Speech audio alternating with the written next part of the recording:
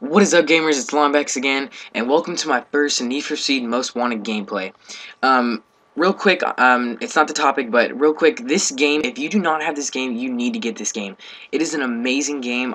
I've been playing it for the last 12 hours, and I've been playing it for like 12 hours straight. I can't get enough. I love the multiplayer, and I love the campaign. I mean, I kind of like the campaign more, even though I'm more of a multiplayer kind of guy, and I like to play online.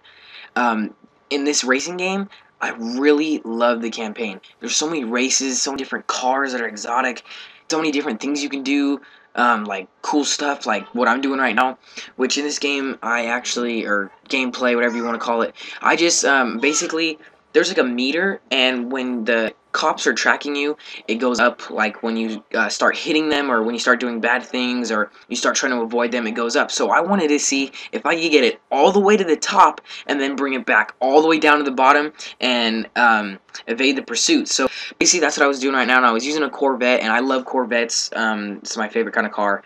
And I know it's not a 65 or 67, but it's the new Corvette, and I did pretty good, and I actually accomplished it. So actually watch this gameplay, not just listen to me, because it's really cool, like, in my opinion. And I hope you guys enjoy it. But the topic of the day is going to be getting your first car. So, most of my subscribers are not, like, 30-year-old guys, or 20-year-old guys, or girls. You know, they're mainly, teenagers, high school, middle school, maybe elementary, I don't know, but if you're out there, then, you know, you can think about this later. You don't have to get a car yet. But if you're in high school, you know, you're thinking about getting a car. Everyone, you know, you want to get your license. First you start with your permit, and then you get your license. And this video is also mainly for California kids because of the income here and how much things are worth. So if you live in another state, it might be different. I'm not for sure. But I mean, if you're from California, this should make sense. If you're not, I really don't know, because I don't know about the price ranges, but I know they're a little bit different. So mainly this is for California people. Okay, so when I think of a first car, I think of, you know, something simple like a Toyota Camry or a Honda Civic. Those four I see as very simple starter cars, and they can be pretty cheap.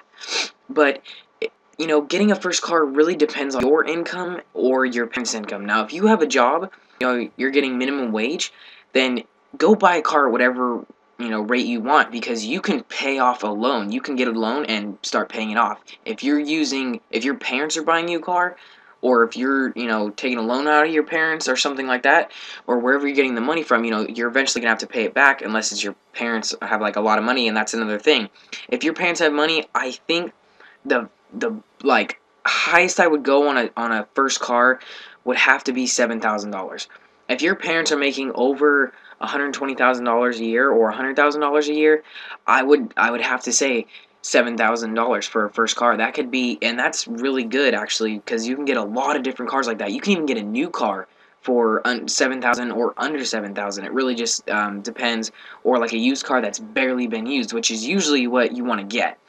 But if you're really not making that much money, you yourself or your parents, then I would say 2,000, and that's what my deal was. I'm looking for a car that's $2,000 or less, because I mean, maybe 2,500. Really depends on the car. It has to have, you know, really low miles on it and get really good gas. There's got to be a lot of factors for it to do that, but 2,000 is pretty much my limit. 2,500, but 2,000 is my limit.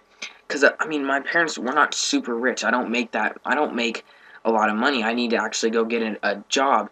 And, you know, my parents aren't, like, super rich, so they're not buying me a car. And a lot of my friends, you know, they have their cars, and their parents either bought them their car or they paid for it, but their parents are, like, their parents always pay for something. In my case, I have to pay for everything. I gotta pay for the car, insurance, and the gas. Most kids get the car paid for and the insurance paid for, and they only have to pay for gas. Or they're just paying for insurance and gas, or just car and gas, or, you know, I mean, I would say just car and insurance, but most kids actually do pay for gas. I've never seen anyone or heard of anyone that has just had to pay for the car and the insurance and not had to pay for gas. But yeah, most kids at least have to pay for gas. I mean, unless you are rich, that's another thing. If you have a lot of money, then you're probably gonna have things paid for. But look for a car. Don't just go for looks on a car. Even if you are rich, or if you don't make that much money and you're looking for a cheap car, don't always look for looks. I mean, I know you have a limit. It can't look like a dumpster with an engine. I totally understand it, because I think the same way. I at least want something that's not terrible. I mean, it still has to go, but it's not. I don't want it to be like a like a dumpster with an engine. So I mean, that's why I'm saying a Honda Accord, a Honda Civic. They're great on gas.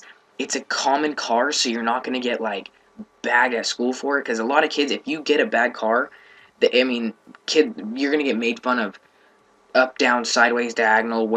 It's not gonna be good for your reputation. I mean, I know you're still thinking, oh well, at least I got a car, and that is great. If you do have a car and they don't, or maybe they do, but most likely the haters don't. And so, it's like, you have the car, but it's crappy, so you're gonna get a lot of crap for it. So you want to get a car that's going to be at least normal, like what the average car, when you're driving on the freeway, you're driving in the city or suburbs, wherever you're driving. What is the most common cars you kind of see? You usually see sedans or coupes, which again would be a Honda Civic, a Honda Accord, a Toyota Corolla, a Toyota Camry. They're not super expensive cars. They last really long, and they're great on gas, and you barely have to fix them.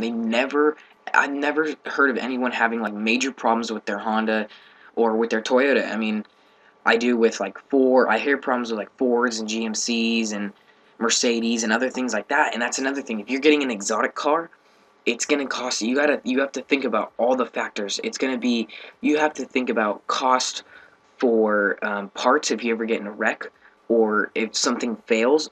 It's all of it has to be shipped, so it's gonna be more expensive. So when you're buying a car, you have to think about where it's from or where it's made, because that's gonna tell you how long it's gonna take for parts to get to a shop to fix your car, or any other thing. But it's just gonna be harder if you have a foreign car. Like a Mercedes or a BMW. Toyota and Honda, I know they're foreign, but their dealers are very good in America and in California especially. Like everything's right there. They have it for you, because it's Toyota and Honda are two of the most common car brands that you see in California. I mean, when I go into other states, I usually see American-made cars. I see Dodge, Chrysler, Jeep, Chevy, Ford, GMC, and I love American-made cars. I love supporting America and supporting our jobs and stuff.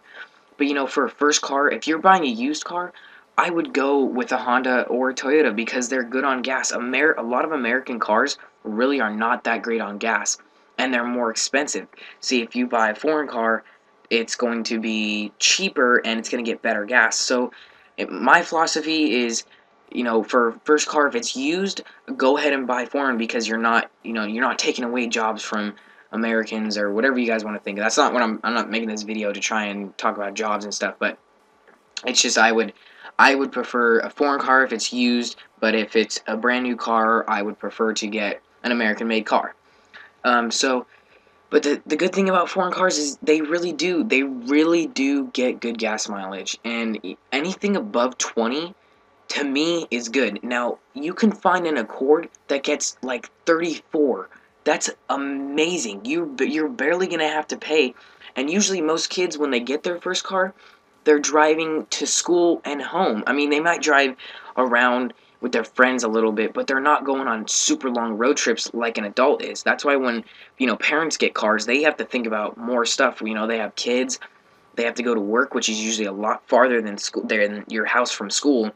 Usually your house is at the most like 3 miles away from your school. So 6 miles a day, and if you're getting 34 miles to the gallon, that's not that much. And gas prices right now are not that great. I mean, they have gotten a little bit better. They're not like 4.50, which is what it was at one point in California, in the Bay Area. So, it's going to be a lot cheaper. You're not going to have to fill up that much, and it's going to be cheaper on gas, and also the insurance is going to be cheaper.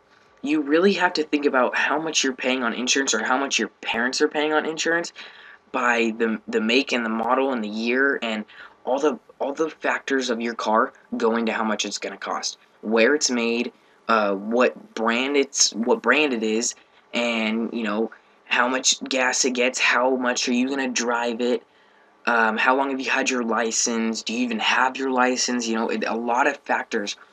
The color of the car is also a big factor. They will actually raise your car insurance if you have a red car. Can you believe that? They will raise your insurance if you have a red car. Because I was looking at buying a red car, and I got a quote on Progressive, and it was like $50 more than the same car without the red paint, which to me makes no sense. And also, if you're a teen driver, they also raise the insurance rate. It's mainly for males. I think they still do it for females too, but they actually raise it more on teenage males. And so if you're a teenager, a guy, and you're driving a red car, your insurance is going to be like $100 or $75 more than what it would be if you were a teenager, a girl, and you didn't have a red car. So you have to think about, if you have good grades, if you have, I think it is a 3.0, then they make your insurance a little bit cheaper. It's not like a huge amount, but it's actually a bit cheaper. I think like my friend, if she didn't have a 3.0, it was going to be like $78 or something like that for her car insurance. But then she has a 3.0, so it's only like 50 something. So that it's a lot of factors go into it. I'd recommend not getting a red car for your first car, and don't get a sporty car, because if you get a sport car, they will jack up the insurance price, and also it's going to cost more on gas because it's a sport car, and they take a lot on gas. I don't really know how to explain it. I don't know a bajillion things about cars. So let me know what you guys think of the video. I know the video's in HD. It was a long commentary, so I didn't want to do it upload forever. So let me know how I did.